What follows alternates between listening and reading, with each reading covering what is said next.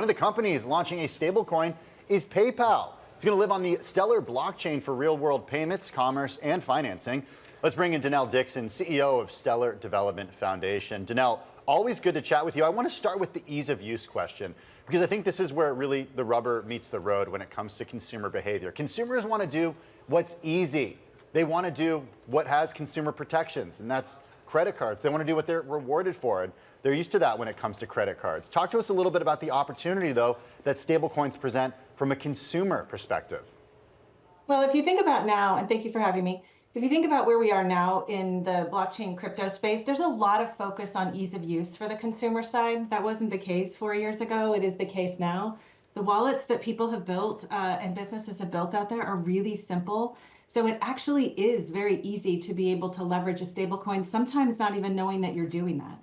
And importantly, credit card companies are coming in and they're having relationships where you can actually use a credit card and then use your stablecoin through the credit card. So there's no conversion that you have to make. You can just deplete your stablecoin balance using your credit card. So I actually don't agree that there is a challenge with respect to ease of use. There was 3 to 5 years ago. There isn't today. I just want to jump in. I know Shonali has a bunch of questions, but this sounds more difficult than swiping a card, then paying the bill at the end of the month or paying whatever you can afford to pay. Going and filling up some sort of wallet, then keeping track of how much is in it so it doesn't get depleted too quickly. Like, that sounds more difficult from a consumer perspective. Again, I'm talking consumer behavior. We want to do what's easiest as consumers. Convince me that stablecoins are the right way.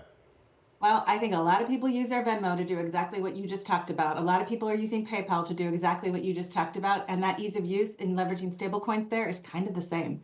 So I think what Emily said before in your last segment is that outside the US, this is actually going to take off pretty quickly. It already is.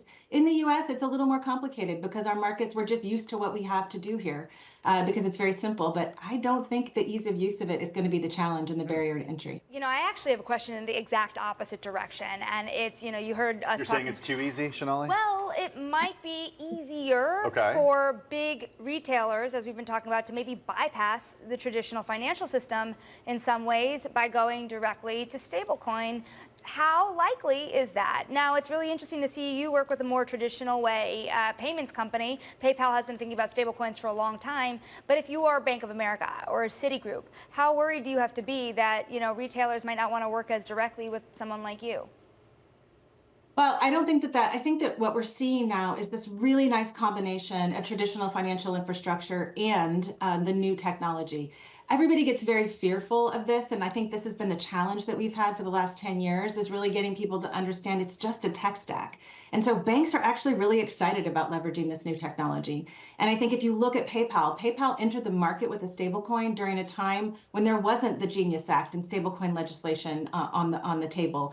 And they did it because it was actually very useful for their consumers, but also from a business standpoint, it makes a lot of sense. So I think you're seeing traditional financial infrastructure really move to the value of what this technology has to offer, which is exactly the move that should be made. I guess what I don't necessarily agree with is that it's just a tech stack. Because if these are, yes, they're assets backed by dollars, but they're held differently than you would hold assets in a bank account. And that's the difference, isn't it? At the end of the day, these look a little bit more like money market accounts.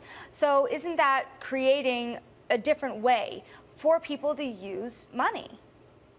Well, so there's the U.S. Treasuries if you think about, like, Franklin Templeton has issued a money market fund on Stellar. They have that, and they have access to that to be able to build your wealth and to get the interest rates that you can get. With respect to stablecoins, it really is just about the velocity of the asset. So I actually think that it is very similar to holding in a bank account outside the U.S. because lots of folks don't have bank accounts that we're used to having. In the U.S., yeah, you're going to want a bank account, but you're also going to leverage stablecoins for ease of use and for the fees to be so much lower.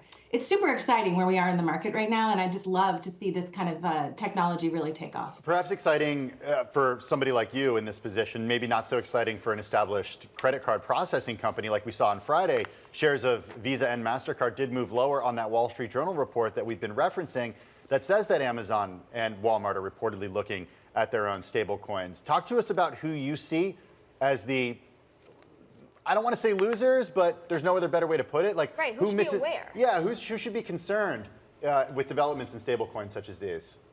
Here's what I'll say on that. I think that Visa and MasterCard have been actually working with this tech stack for a while now and trying to figure out how they're going to make their move and leverage the tech stack. Visa's done a really nice job with respect to partnering with Bridge and Stripe and to be able to make those credit cards that I was mentioning before. MasterCard is looking at digital identity. They're all trying to figure out how they can use this technology to make it easier for their consumers and for their businesses. I don't think that there's going to be a loser, but there's going to be shakeups. And I think that this is good from the financial industry standpoint, because the consumer ultimately is going to be the winner, and that's what we want to see. Stellar development.